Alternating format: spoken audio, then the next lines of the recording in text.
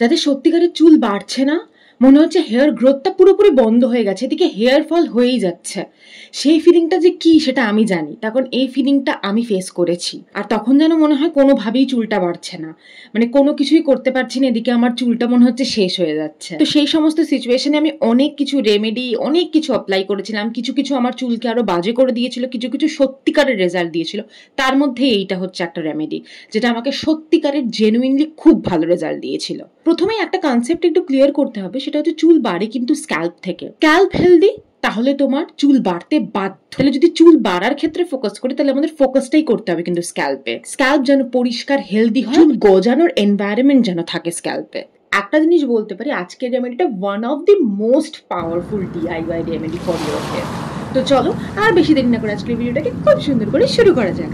রেমেডিটার প্রধান উপকরণই হচ্ছে কারি পাতা।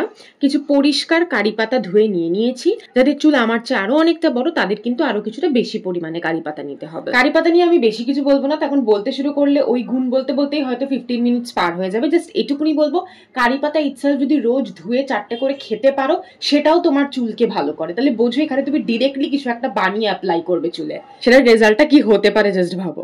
দেন এর সাথে অ্যাড করেছি 2 থেকে 3 চামচ মতো কালো জিরে আর 4 টেবিল স্পুন নারকোল তেল। নারকোল তেলের জায়গায় কেউ যদি চায় সে আমন্ড অয়েল বা অলিভ অয়েল ইউজ করতে পারে। আমি এখানে নারকেল তেল নিয়েছি কারণ আমি জানি ওটা সবার বাড়িতেই অ্যাভেলেবেল আছে। দেন এটা করে নেবে মিক্সিতে পেস্ট করার সময় যদি মনে হয় যে না আর একটু লিকুইড লাগবে, পেস্ট হচ্ছে না, সেই অবস্থায় কিন্তু ভুলেও জল ইউজ করবে না, আরো একটু তেলই অ্যাড করবে। আর ফাইনাল যে ইনগ্রিডিয়েন্টটা এর সাথে মেশাতে হবে সেটা হচ্ছে দই। আমি কিন্তু দোকানের চেয়েও ঘরে পাতা দইকে এখানে অনেক বেশি প্রেফার করব। এটা যখন এই টাইমে বানাচ্ছ তখন যে কি ভালো লাগবে, এক তো কারি পাতা নারকেল তেলের একটা ফাটাফাটি সুন্দর গন্ধ, তার মধ্যে পেস্টে যখন হচ্ছে তখনই বুঝছো যে এবার তো আমার চুলের হেয়ার গ্রোথ হতে বাধ্য। তোমরা এতদিনে জেনেই গেছো, প্রথমেই কাজ হলো চুলটাকে খুব ভালো করে আঁচড়ে নিয়ে অ্যাপ্লিকেশনটা করতে বসা, দেন ভালো করে এটাকে পুরো চুলে অ্যাপ্লাই করা। আমি যেহেতু ফোকাস করেছি হেয়ার গ্রোথে, তাই অবশ্যই আমি ফার্স্টে স্ক্যাল্পে ফোকাস করেছি, তারপর যেটা বেঁচেছে সেটা পুরো চুলে অ্যাপ্লাই করেছি। চুলের ক্ষেত্রেও এটা কন্ডিশনারে কাজ করবে, তার কারণ এখানে দই ইউজ করা হয়েছে যেটা চুলকে একটা নারিশমেন্ট দেবে। কারি পাতায় আছে প্রোটিন, বিটা ক্যারোটিন, যেটা চুলের যে ব্রেকেজ হয় চুলটাকে ভাঙছে না, চুলটাকে শক্ত মজবুত করছে। এটার অ্যান্টিব্যাকটেরিয়াল প্রপার্টিজ আছে যেটা তোমার স্ক্যাল্পে ড্যান্ড্রাফ হতে দিচ্ছে না, স্ক্যাল্পের ব্লাড সার্কুলেশন বাড়াচ্ছে। অনেকে অনেক সময় চুলে অনেক কিছু কেমিক্যাল প্রোডাক্ট অ্যাপ্লাই করে, অনেক হিট টুলস এর ইউজ করে, সেই জন্য চুলটা ড্যামেজ হয়ে যায়।